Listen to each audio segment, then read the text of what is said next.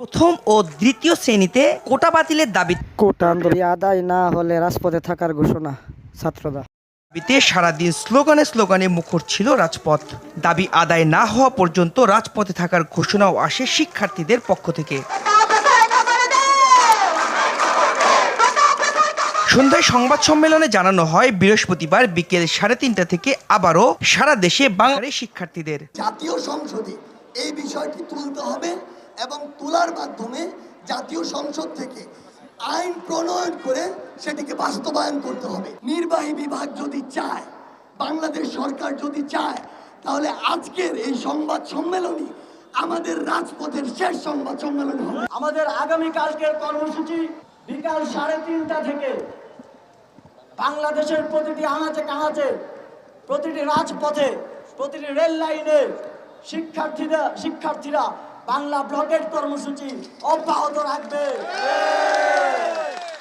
এর আগে তৃতীয় দিনের মতো রাজধানী সহ সারা দেশে বাংলা ব্লকেট কর্মসূচি পালন করে তারা। বেলা 11টা থেকে রাজধানীর গুলিস্তান 0 পয়েন্ট, শাহবাগ, বাংলা মোটর, কাউরান বাজার, ফার্মগেট, সায়েন্স ল্যাব মোড় সহ ঢাকার বিভিন্ন এলাকায় সড়ক অবরোধ করে আন্দোলনকারীরা। নির্বাহী বিভাগের কাছে তারা আইন আনুক, তারা কমিশন গঠন করুক, তারা সংসদে বিল পাস করুক এবং আমাদের এক দফা দাবি মেনে নিক। হাইকোর্টের রায় দিয়েছে, সেটাকে আমরা স্বাগত জানাই, কিন্তু সরকারের জায়গা থেকে আমরা যদি সুস্পষ্ট বক্তব্য না পাই তাহলে আমাদের আন্দোলন চলমান থাকবে।